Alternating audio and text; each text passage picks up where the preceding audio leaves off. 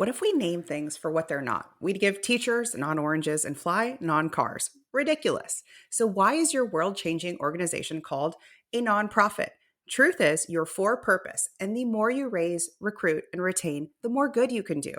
That's why Bloomerang's giving platform is built for purpose, with insights that help unleash generosity. That means less admin and more impact. Learn how you can raise 26% more at bloomerang.co/purpose and profit.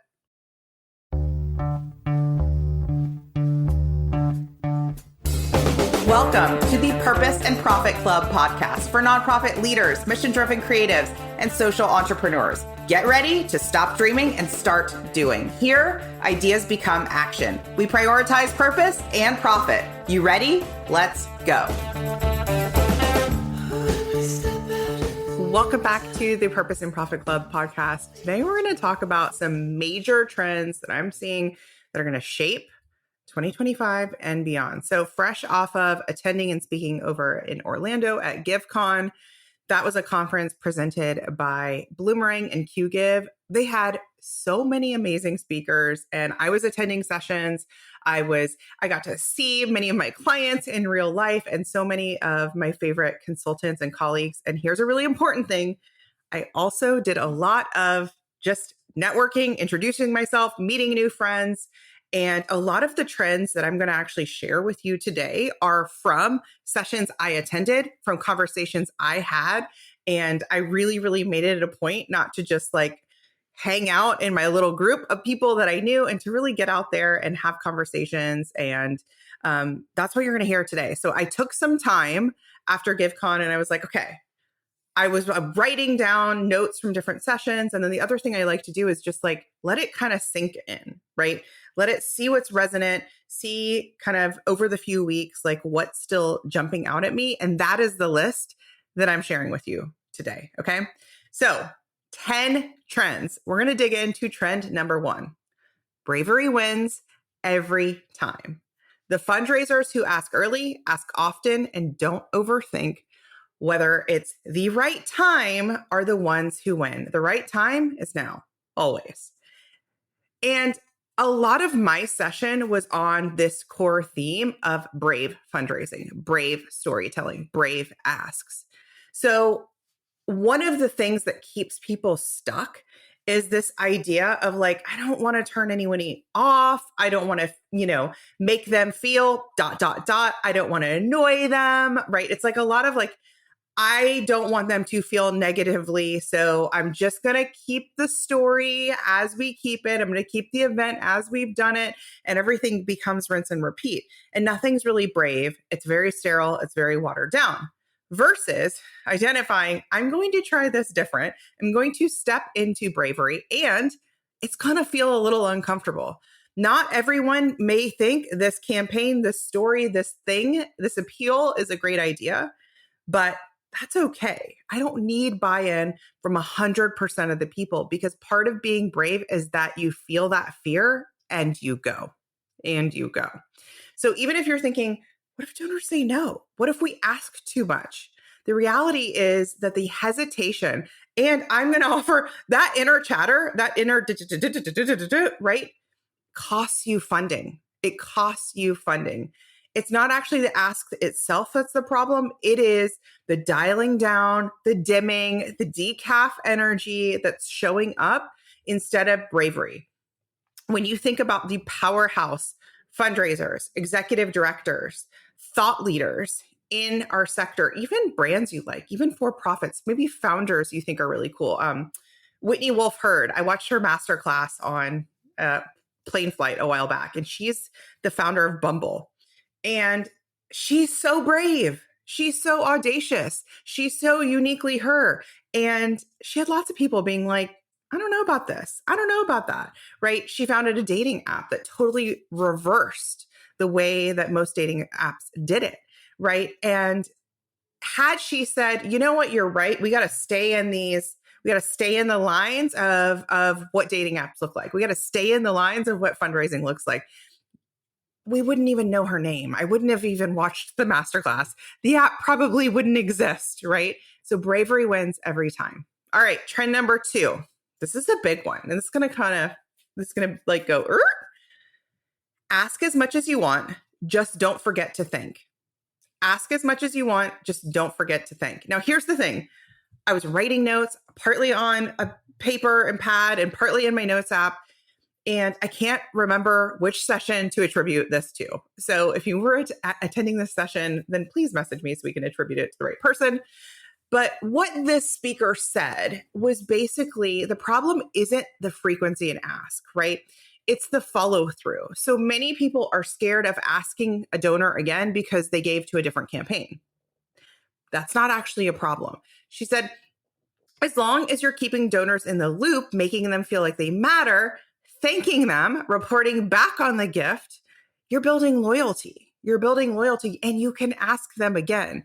And if I put myself in the center of that, like donor as the donor experience, I'm like, that's totally true. So if I give to your spring campaign, I give a gift, and your thought is, well, I can't ask Christina anytime soon because she gave to the spring campaign. Now I got this other thing happening. It hasn't been long enough. It's like, what are you even doing, right? The question is, have I followed through?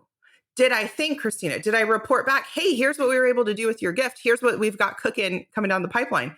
It always really irritates me, choosing my words.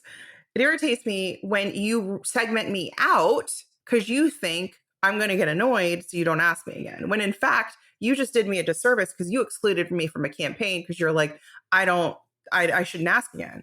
When in fact, I actually might want to help make that thing happen. Let's say you're fundraising for a new shipment of supplies to your arts program, okay? And you're like, yeah, but she already gave to like the spring event, blah, blah, blah. I'm like, your girl loves watercolor. Give me a chance to donate to your campaign so you can get new watercolors in your after school program. So as long as you don't forget to think. Okay, trend number 3. This was such a good one. So this came from a question. I gave my talk and then we had time for a Q&A. And it was such a good Q&A. And this came from a question, which basically said some flavor of, I love your social street team concept. Yes, yes, yes. But here's why I don't think it will work for my cause area. And so trend number 3 is yes, actually, even the toughest causes can build a movement and meaning online. So this person at GiveCon asked basically if her organization, which treats and supports people and has awareness campaigns for colorectal cancer. She was like, no one wants to talk about that online, right? It has a taboo, right? And she's like, we're not going to be able to partner with the creator economy, right? And I was like, wrong. But I loved the question. Because the key here is niching in and finding the right voices. Now, will my neighbor across the street be the perfect social street teamer to talk about colorectal cancer? Maybe not. Maybe she would be the perfect street teamer to talk about a dog rescue because I always see her walking the dog, right? You want to find the audience alignment. You're going to have to find somebody who's already talking about things that people who experience that are already experiencing. And can I tell you the amount of people who are talking about digestion, who are talking about health and wellness, who are talking about early detection, they're out there. They're absolutely talking even about go and poo. They're absolutely talking about colorectal cancer. You've got to find, number one, believe, yes, they're out there. Then 2, you want to see evidence of it. So the first place I go is just like search the hashtag or search a relevant hashtag so you can start seeing that there's some creators out there, in fact, talking about it. I mean, when we think about gut health, I'm like, people are totally talking about, even if we can find some adjacent alignment, which you can, yes. So the key is finding the right voices, the right stories, and the right community to amplify your message. Yes, even your mission, even a tough cause. This even applies to causes that feel heavy. So we also had somebody who raised their hand that their space was suicide prevention. Another space was hospice care, right? Where you're like, oh, heavy, hard, not talked about, potentially taboo. And 2 things can be true, totally talked about. If you think about even some of the best creators and influencers. It's because they've gone deep and talked about something that is taboo that took them into stardom, right? And so there are absolutely people who maybe have had a loved one who has gone through this, who are talking about this, people who are in adjacent areas. Yes, yes, yes. While the topics maybe aren't quote unquote traditionally fun, like I just said, my neighbor who would probably be a great advocate for a particular dog breed and a rescue program, they can be soul filling. She's not the right person for you, but there is your perfect person and multiple people out there. Okay. So the key here is finding the joy, finding the grace, finding the purpose in the campaigns, and asking yourself, what would a street teamer want out of it? Where are they already hanging out? So you want to make sure that you're framing your mission and even just the possibility of this. Are you framing it around fear? Or are you thinking about giving people a way to start being part of something powerful? Again, a movement, a movement. We think about breast cancer. There was a time where breast cancer was a taboo topic because we weren't talking about breasts. We weren't talking about boobs. We were talking any of that, right? And then at some point it became so common, so in our vernacular, it's talked about all the time. So much so that people walk for it. They have the ribbons for it. It's very, very normalized, even though, technically it's, something we wouldn't have maybe talked about 20 years ago. I don't know, 30 years ago, maybe longer, right? All right, trend number 4. Belonging raises more than any generic campaign ever will. So the best fundraisers don't just ask for money, they create spaces where people want to show up, they want to give, they want to bring others with me. That's what turns donors into long-time supporters. Part of that belonging is making giving more inclusive. Shout out to Lynn Wester. I attended her DEI session, and it was really amazing because she was like, this is taught by a white person. This is really for white people. And it was such a good conversation. And a couple of the exercises she did with us, it was really fun and interactive, was she had us picture a philanthropist, like in our mind's eye, picture a philanthropist. Then she had us picture someone generous. And for, I think the whole room, myself included, the philanthropist was like white, older, fancy, in a suit. And then I picture somebody generous, and they were like a friend, a community member, a teacher, a colleague, right? They were warm. I felt comfortable around them. And she made such a distinction that we need to start shifting the way that we even view donors and donor prospects and view generosity. She went on to talk about giving societies and donor levels, right? So you can only join this giving society if you give at X, and how that basically excludes people and creates unnecessary barriers or othering, and the importance of creating giving societies that are inclusive at any level, right? That you can be part of it for literally any level and up. And I really liked that because it really centers on that belonging. And we look at the younger generations, and belonging is very, very important. Belonging is like a core need for all of us. So it's really important to think about your donors and how to create that belonging, because when donors feel like they belong, they don't just give once, they keep giving, and they bring others with them. Okay, this is another fun one. And again, I'm like, oh my gosh, who do I attribute this to? This is, maybe you've heard this before, but in this context, I was like, so good. I call this the saw this, thought of you, a secret fundraising superpower. So the best fundraisers know that relationships drive revenue, but the simple act of sending a donor or a sponsor or a donor prospect or a volunteer something, a message that says, saw this, thought of you, builds connection and deepens loyalty. And when I heard that, I was like, oh yeah, I've like naturally done that. I remember years ago, I was listening to this podcast and I was like, oh my gosh, this person I know needs to hear this podcast. This is so relevant for her mission. I hadn't seen her in many, many months. I sent her an email and said, saw this, thought of you, right? And what that fueled, what that created was then a meeting and a long-term client for me, which was so wild because my intention was like, she's just got to hear this. Oh my gosh, she needs to listen to this podcast. It's so relevant. And then what happened was connection, right? And the same thing is true for you. It's like you're tossing the ball. You're like a tennis ball. You're volleying it back to them. And I think to speak to the earlier one about thinking, sometimes we're thinking in such a formal way, we're thinking in such a sterile way, we're thinking in such a generic way, and then so is your nurturing. It's all very sterile. It's like, can we do a pattern interrupt? Can we do a saw this and thought of you? And this could be a text message, a phone call, what I did, an email. It can be anything. So have those moments. See where you can have, and also don't worry that you're not doing this at scale. Like that's where we get in the weeds, where you're like, oh my gosh, Christina, how am I supposed to saw this and thought of you for 500 people or 100 people? Do it for one. Just do one today. The next time you're out for a walk, the next time you find an article is great. So if there is an article, a podcast, a moment, a thing, a meme, I don't care, and it drops and it's relevant to your cause area, it's relevant to a conversation you have with a donor, don't overthink it. Saw this, thought of you. Make it short. Doesn't even have to have a call to action. No call to action other than sharing the article. Okay, trend number 6.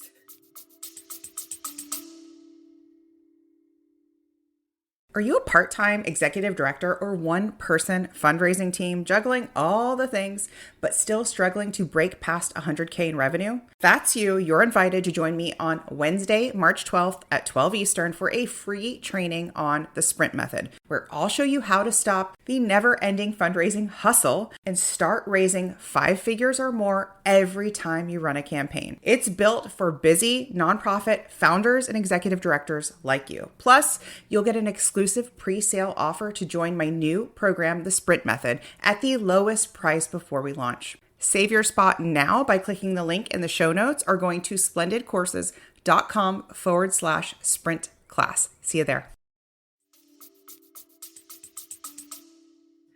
Hitting funding goals is getting tougher, but that's an opportunity. Okay, so what do I mean?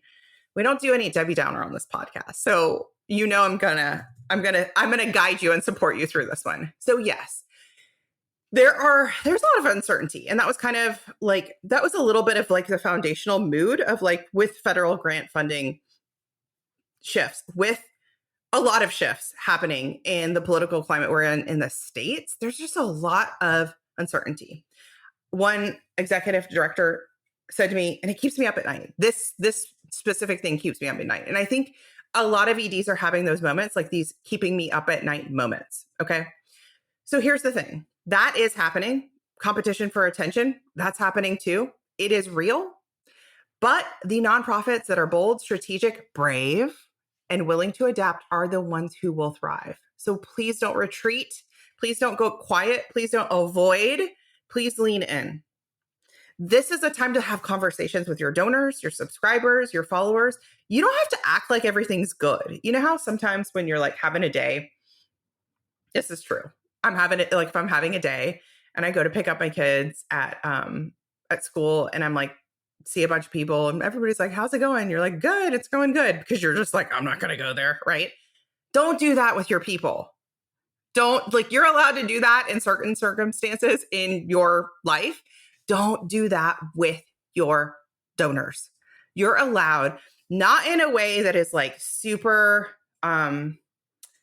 negative, not in a way that is necessarily not true or, over whatever, but you're allowed to say, here's what's going on with us. We were counting on this grant funding. It is gone. Or we thought this, and that is not the case anymore. Or we're really worried that medical research has been cut in our cause area.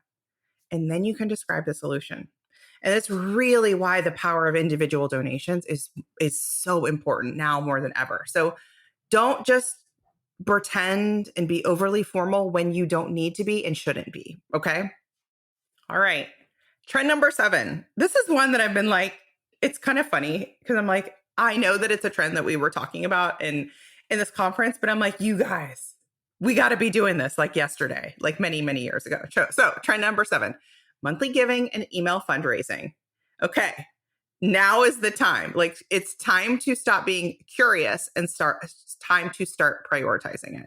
So many nonprofit leaders are like finally interested in recurring giving and monthly giving and really making that a core part of their funding strategy, because it has been around. People have had sort of passive monthly donors because it's a form, it's a checkbox, whatever. But I'm talking about branding it, really going all in with monthly giving and email fundraising. So leaders have been curious about it, dipping their toe in it, but hesitant to go all in. So the answer is to start testing. Monthly giving is totally worth it with the right strategy. Same thing. Email. Y'all, I built an email course, Easy Emails for Impact. You can get it anytime. Send me a message. Or I think if you go to splendidcourses.com/email, you will get access to a free webinar and a special offer to access that course, to grab that course.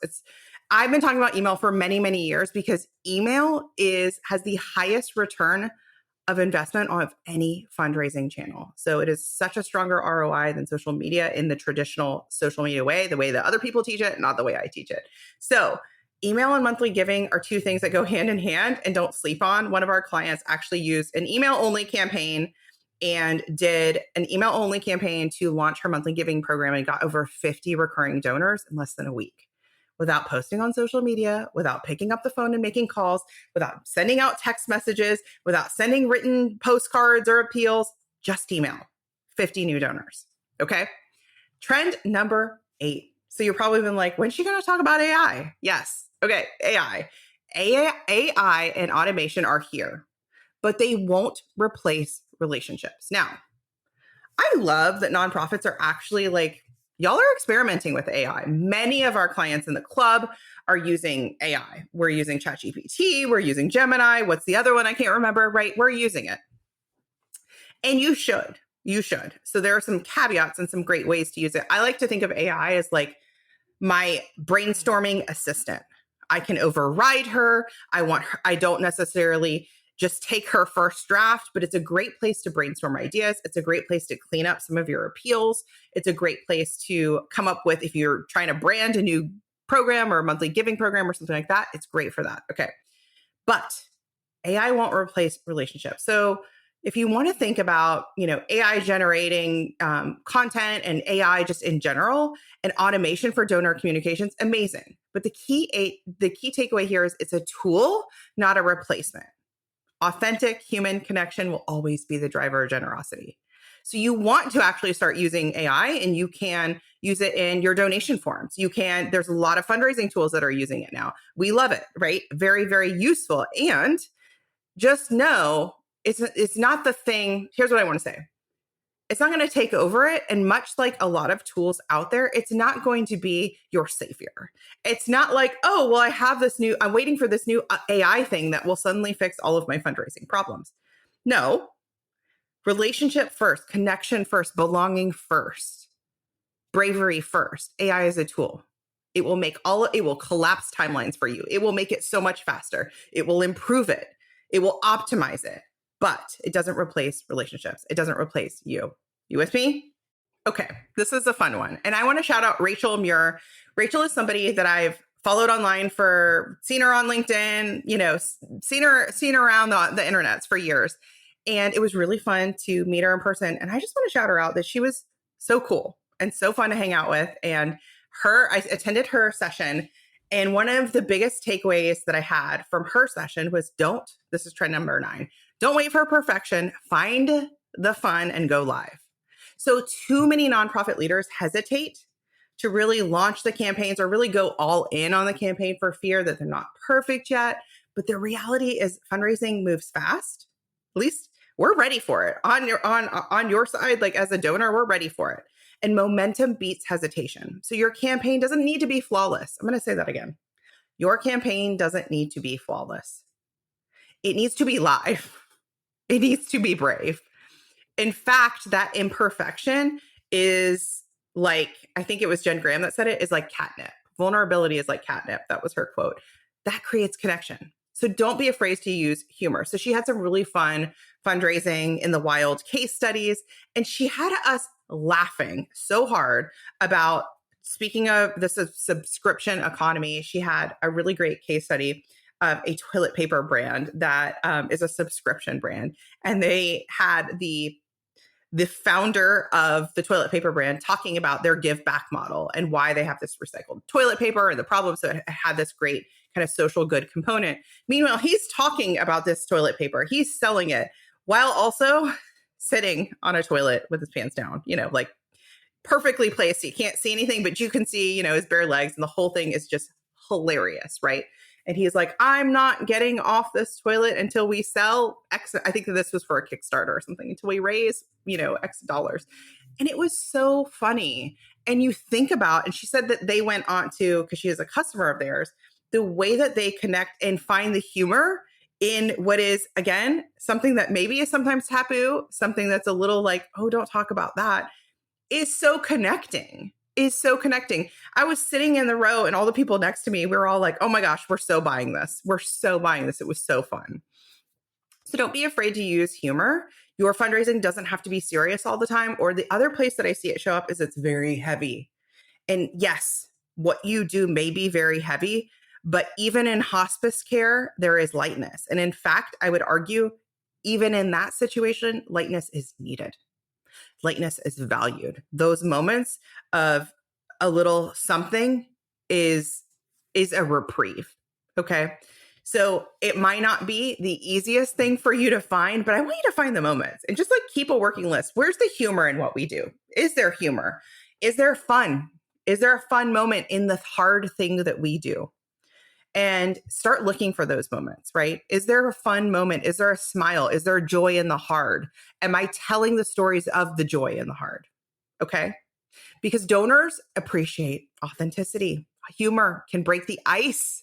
And build stronger connection. Her example certainly did. And so it was such a good one. And a little laughter is sometimes one of the best ways to engage your donors and your prospects. All right. Trend number 10. This was really good because it was one of those things I've was in front of me all along, but sometimes you hear something and it's like, oh, I have never thought of it quite that way. So this was one of those moments for me. So my friends over at Memory Fox are amazing. And I have participated in their ethical storytelling report for the past 2 years. So they are all about gathering stories ethically. And that's important to me too. And so I'm like, yeah, we agree on this, right? So what they talked about, and this is trend number 10, consent-based storytelling needs a safety net. And what they talked about is you should always ask your storytellers. So these could be the recipient of your program and service for consent, meaning that they are literally saying this quote or the video or the testimonial or the story, whatever, the impact point, and they're giving consent. Yes, you may use this in your marketing material. Yes, you can put this on your website. And many organizations aren't doing that. So you guys, that's step one. You want to make sure that the people that you are telling their stories, that they have actually consented that you can tell their story.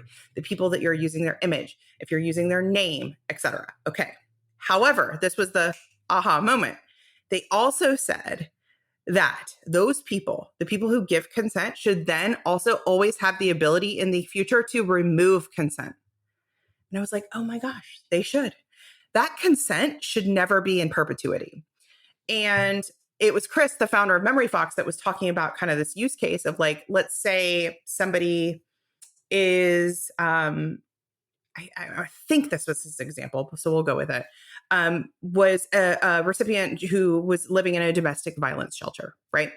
And this person goes on to share their story about how that impacted them and how it was a really wonderful, a wonderful way for them to leave an abusive relationship and then, move into this temporary housing and then move beyond, right? So let's say they're telling their story and they've given consent. Let's say 5 years go by and this person's applying for a job and does not want to be Googled and be on that other website for that reason, even 10 years, right? So you really want to think about giving that ability to that person to say, you know what, you used my story, amazing. I was happy to share it for this container of time, and now it's not a fit. So that they have the ability to say, I'd like it removed. Consent should have that ability. So I was like, oh, that's so good. That's so good. And I also want to shout out, this is many, many years ago. And this was from Jacina Allman from the Tender Foundation based here in Atlanta. And I had her on for I did like a roundtable kind of thing all about ethical storytelling. and this was another aha moment, so I'll go ahead and give you this one too, so they support single moms in a number of different ways here in Atlanta. And one of the things that they do in their, highlighting those stories of impact is they'll have a professional photographer come in, take a picture, do a photo shoot with the single mom, her kids, and talk about that story of impact, right? And of course there's consent there, but she said that they pay the mom for the time. And I was like, oh, that's so good. Of course, pay the person for their time. And they always get a copy of the photos as well. So it ends up being like a really wonderful opportunity to have that family portrait. So think about like, where can we put in a stipend for this? Where can we actually do this in a fully ethical way? So that's going to be different for every organization, but I think that's really important to think about as you're sourcing these stories of impact of, are they consent-based? And can that consent be revoked in the future? And I'm nodding. It should be able to be. Okay. So let's talk about some final thoughts, some next steps. Those were 10 key trends. I'd love to hear what was most resonant with you. And, you can kind of pick out the few trends that you're like, yep, those are the most resonant, because these aren't just ideas. They are action steps. What can you implement today? What do you want to implement tomorrow? What do you want to see your board or your staff implement alongside with you? Maybe it's embracing more bravery in fundraising, testing out a monthly giving program, or simply sending the saw this, thought of you note. Come on, that would be so good. If you just batched a saw this, thought of you, recurring meeting for 30 minutes once a week, think about what would happen. Fundraising success this year and beyond is not about waiting for the perfect moment. It's about taking bold action, brave action, smart action now. If you want to dive deeper, get strategy and guidance and support on the next step, I highly recommend booking a game plan call with me. It's totally free. It's in the link in the show notes, or you can go over to my LinkedIn and send me a message. Happy to talk to you over there. Until next time, keep leading with courage. I'm cheering you on. Bye. Hey, high achiever. I know your sights are set on ambitious, world-changing goals. In the Purpose and Profit Club group coaching program, you can get the support, motivation, and strategy to accelerate your impact. I like to say it's where the inner work meets big impact and big funding. Go to splendidcourses.com/waitlist, and you will be first to be notified when we open up doors, and you'll get special bonuses when you join our waitlist. See you inside.